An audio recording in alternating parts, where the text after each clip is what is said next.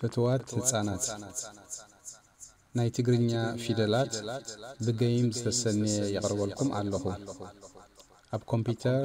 ታብሌት ወይ ቴሌፎን ክትጥቀሙ ምስ ትደልዩ ነዚ ኣብ ታሕቲ ዘሎ ሊንክ ብምጥዋቕ በዓላትኩም ክተንብብዎን ነቲ ጌም ከዓ ክትጥቀሙሉን ትኽእሉ ኢኹም ንሎሚ መዓልቲ ቀዳማይ ክፋል 4 ፊደላት ክንርኢ ኢና ሰናይ ምክትታል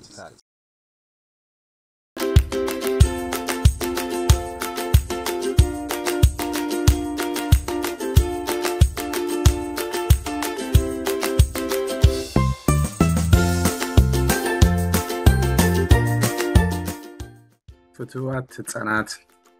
ንሎም መዓልቲ ከዓ ፊደላት ናይ ትግርኛ ማለት ሀሁ ሀ ለ ሐ መ ኣርባዕቲኦም ኣብዚ ቀዳማይ ክፋል ክንሪኦም ኢና እንዳተማሃርኩም ከለኹም አክቲቪቲ እውን ኣለዎ ድራግ ኤንድ ድሮፕ ጌም ክሊክ እንዳገበርኩም ትግምትሉ ንጥፈታት እውን ኣዳልየልኩም ኣለኹ ካብቲ ንጥፈታት ሓደ ነዚ ይመስል ንኣብነት ኣብ ፀጋም ዘለው ናብ የማን ኣዛምድዎም ይብል ኣሎ እዚኦም ብወገን የማን ዘለው ከነንቀሳቅሶም ንኽእል ኢና ከምቲ ቅድሚ ሕጂ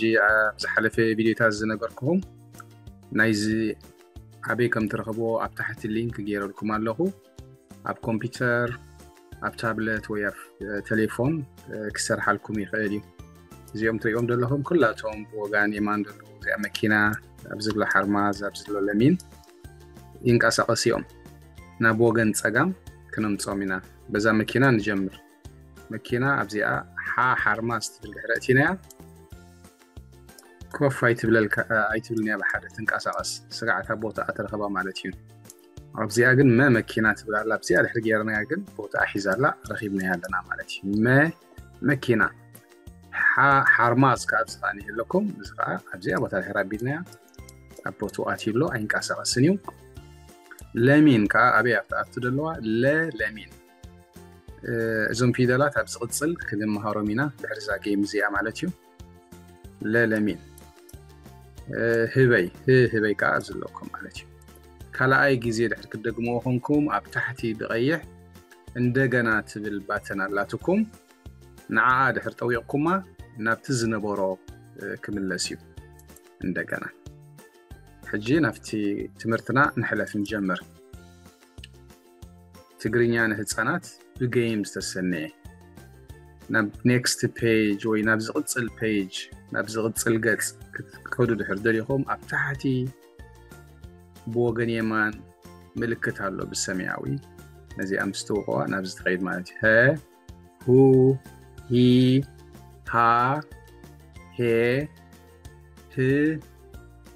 ሆ ምስኡ ዝኸይድ ህበይ ዝብል ኣሎ ኣብ ታሕቲ ክንቅፅል ኢና ኦኬ ኣብዚ ክልተ ብወገን ፀጋምን የማንን ምስቲ ፊደላት ምእንቲ ክተተሓዝዎ ህበይ ድሕሪ ኢልኩም ህህ ክዝክሩ ኣለኩም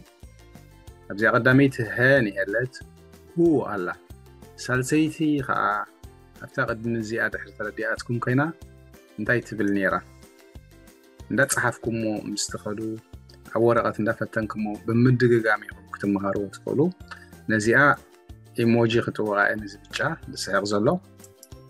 ኦኬ ብራቦታት ሂ መፅያትልኩም ትከውን ተስፋ ይገብር ሂ ሃ ሄ ምስ በልካ ከንታይ ኣላ ኣብዚኣ ገምቱ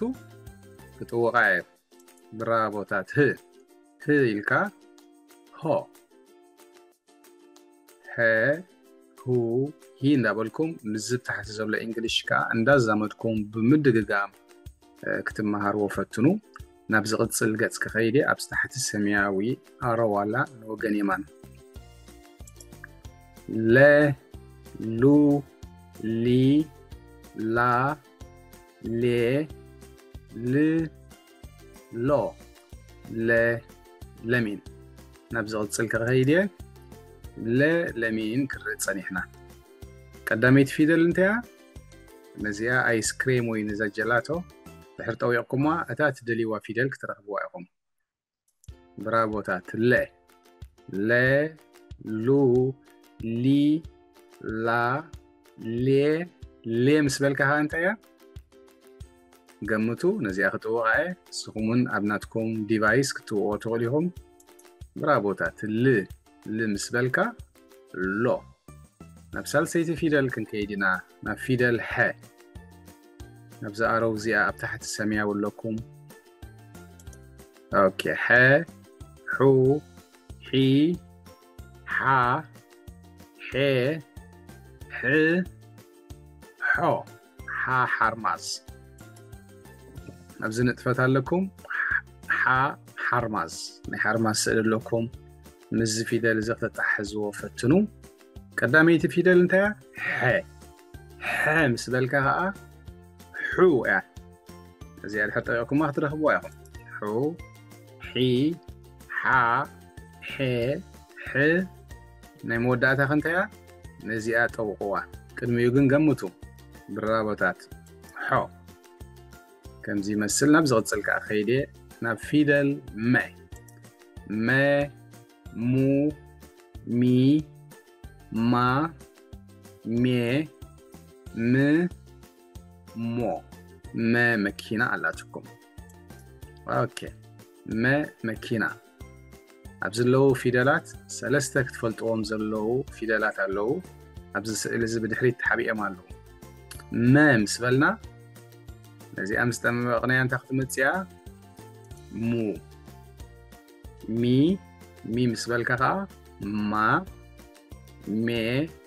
م ناي مودات أخي لذي أدحرتو يقوما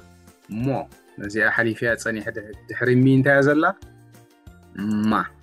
اوكي لان فيدالات كم زي مسلو او ورقه اندات صحافكم بمدغغام بزنا انجليش اندات تحسكم كتصنعوا ود حرفاتينكم صبوق غيركم كتملكوا يخم امناي موداتا اخن كيدينا اكتيفيتي لو دراج اند دروب جيم بحالسي ابو غنيمان افت مجمرتا مقدو زراهم مالتيو زون دغاغمو بعدهم قداماي هبه يالو فيدال كم زراخمو ها ينارينا نينا هو هبي حرمازكا ابزي ابوتا مكينا ابزي ابوتا لمين ابزي ابوتا نلو معالتي قداماي كفال ابزي غلنا كلاي كفال بتمساسالي كدالو لكمي قدميو نالبات تصواي كدالو لكم حسبالو دحر قدم تصواي زي فيدل وديئيا فيدل زقدمه ام نيكست كدالو لكمي كسب شعوء سناي كنا يقبلوا لكم